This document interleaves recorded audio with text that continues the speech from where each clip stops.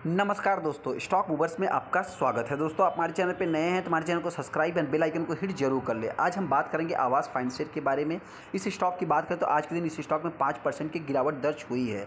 हालांकि दोस्तों बताना चाहते हैं, कंपनी जो 3 मई है, 3 मई को जो है कि फंड रेस से रिलेटेड जो है कि डिस्कस करेगी। किसके थ्रू फंड रेस करेगी दोस्तों? तो एनसीडी के थ्रू जो है कि कंपनी फंड रेस करेगी। और सेकंड दोस्तों, जैसा कि एनसीडी क्या होता है दोस्तों और किसने किया था, वेदांता ने रिसेंट में एनसीडी के थ्रू जो है कि फंड रेस करने का निर्णय लिया, जिसके ऊपर हमने ऑलरेडी डिटेल्स वीडियो बनाया है। आई बटन पर लिंक है, आप जाके चेकआउट कर सकते हैं। इस कंपनी में क्यों गिरावट हुई दोस्तों, जिससे रिलेटेड मैं अपने पॉइंट से डिस्कस करूंगा। बहुत सारे इस स्टॉक में फंसे हैं, जिससे रिलेटेड भी डिस्कस करेंगे। चलिए स्टॉक के ऊपर आ जाए, हम आएंगे स्टॉक के चार्ट के ऊपर। लेकिन दोस्तों सबसे पहले कंपनी का जो बोर्ड मीटिंग है उसको हम थोड़ा सा उसके ऊपर नज़र रख लेते हैं। आपसे बता देते दोस्तों, जो कंपनी है यहाँ पे आप देखेंगे तो 3 मई 2023 को जो है कि consider financial statement and period of the जो मार्च है दोस्तों उसका। और सेकंड दोस्तों आपसे बता दें, यहाँ पे आप देखेंगे जो कि फंड रेस से related company and other business related से जो है मैटर पे डिस्कस करेगी।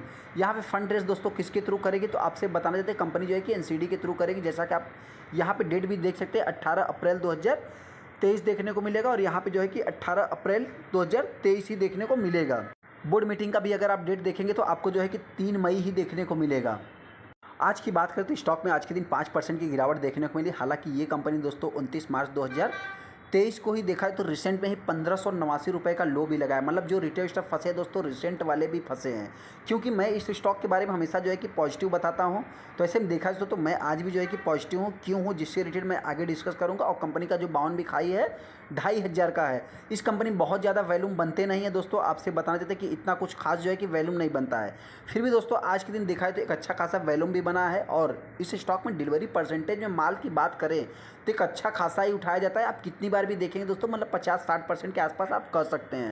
मैं ही नहीं बुलिश हूँ दोस्तों, इस स्टॉक में देखा है तो काफ़ी ब्रोकर्स भी बुलिश हैं। ऐसे में आप देखेंगे दो कि यहाँ पे आवास फाइनेंशियल की बात करें तो आईसीआईसीआई सिक्योरिटीज़ ने इस स्टॉक का टारगेट प्राइस अब कितना है दोस्तों, लगभग 70%, 2845 रुपये का टारगेट दिया है। कितने तारीख की बात करें दोस्तों, 6 फरवरी को। मतलब देखा जाए तो देखिए, ये जो टारगेट होते हैं पूरे 1 साल के लिए होते हैं। यहाँ पे अगर प्रभुदास लीलाधर की भी बात करेंगे तो लगभग 2200 रुपये का टारगेट दे रहे हैं, जो कि 31% 32% का है। इसका भी अगर हम डेट देखेंगे तो 5 फरवरी ही कर सकते हैं। यहाँ पे देखा तो ये भी फरवरी महीने का ही है। मोतीलाल ओसवाल ने इस स्टॉक का 2020 रुपये टारगेट दिया है।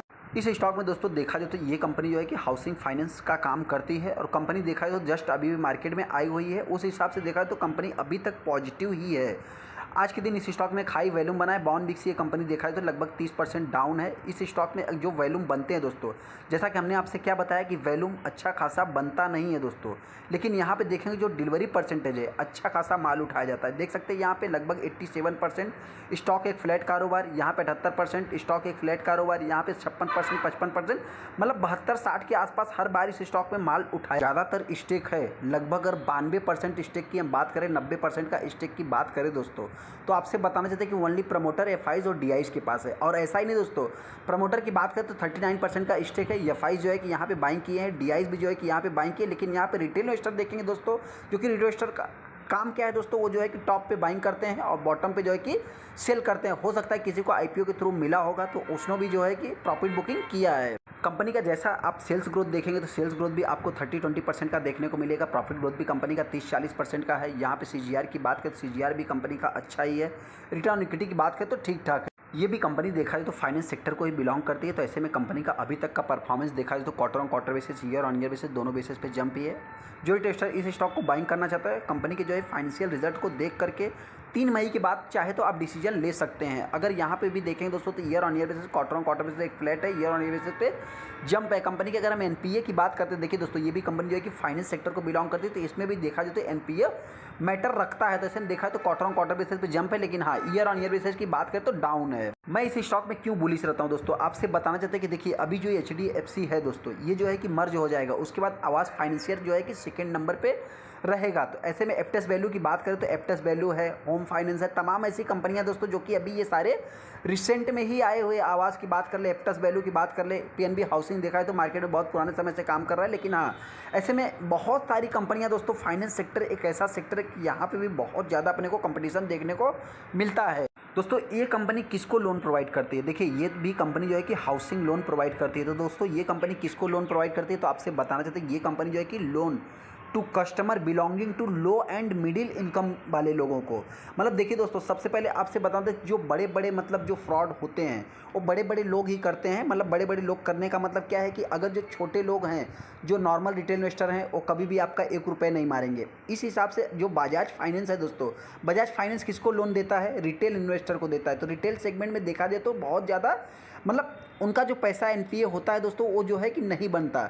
ऐसे में सेकंड, अगर हम एचडीएफसी बैंक की बात करें तो उसका हर बार का रिटेल जो सेगमेंट होता है, रिटेल सेगमेंट में देखेंगे तो आपको ग्रोइंग मोड में देखने को मिलेगा। तो इस हिसाब से ये सारी बैंक जो है कि बड़ी है। तो ऐसे में ये भी क्या करती है दोस्तों, तो ये भी एक लो और मिडिल क्लास वाले लोगों को जो है कि लोन प्रोवाइड करती है। तो हो सकता है कि इस स्टॉक में भी फ्यूचर में ग्रोथ हो दोस्तों। वैसे मार्केट है, यहाँ पे बहुत ज़्यादा अनसर्टेन बना रहता है, कोई भी बात की 100% की गारंटी नहीं रहती। मैं किसी भी स्टॉक को जो है कि बाइंग या सेलिंग की रिकमेंडेशन नहीं। चलिए, आज के दिन ये कंपनी 5% गिर गई। क्या इसके पहले नहीं गिरी थी? अगर आप इसके 5 दिन के भी चार्ट को देखेंगे तो 5 दिन से ये कंपनी जो है कि लाल निशान में ही। आप यहाँ पे भी देखेंगे ना दोस्तों, तो यहाँ पे जो है कि आपको इस कंपनी में जो है कि गिरावट ही देखने को मिलेगी। अगर यहाँ पे हम 1 महीने की भी बात करेंगे तो 1 महीने में फ्लैट कारोबार कर सकते हैं, 1% की तेजी या गिरावट। यहाँ पे दोस्तों इस कंपनी ने एक अच्छा खासा रिटर्न भी बना के दिया था, 10 से 12%। उसके बाद स्टॉक में देखा है तो अभी तक 7-8% तो आप कह सकते हैं कि जो है गिरावट हो चुकी है।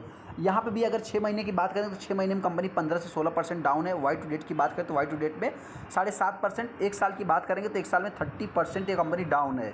5 साल में देखेंगे दोस्तों तो आज भी कंपनी लगभग 120%, 115% का रिटर्न बना के दिया है। इस कंपनी की रफ्तार कैसी दोस्तों, अभी आप जो इसमें गिरावट देख रहे हैं, देखिए यहाँ कोविड के बाद जब से कंपनी का आईपीओ आया है, आईपीओ आने के बाद इस कंपनी में एक तेज़ी अच्छी खासी देखने को मिली, वापस गिरावट, वापस एक अच्छी खासी तेज़ी देखने को मिली। तो हो सकता है कि ये जो गिरावट हो रही है दोस्तों, इसके बाद जो रैली आएगी इस स्टॉक में एक अच्छी खासी देखने को मिल। ब्रोकर्स की बात करते हैं तो मॉर्गन स्टैनली की बात करते हैं, इन्होंने जो है कि लगभग जो रिसेंट में 4 स्टॉक आए हैं उनके ऊपर ही ज़्यादा फोकस किया है। तो इसमें अगर आप नाम देखेंगे तो एप्टस वैल्यू की बात करें या होम फर्स्ट की बात करें, यहाँ पे अगर आप चारों स्टॉक में देखेंगे दोस्तों तो आपको जो है कि सिमिलर इनका बैलेंस शीट देखने को मिलेगा।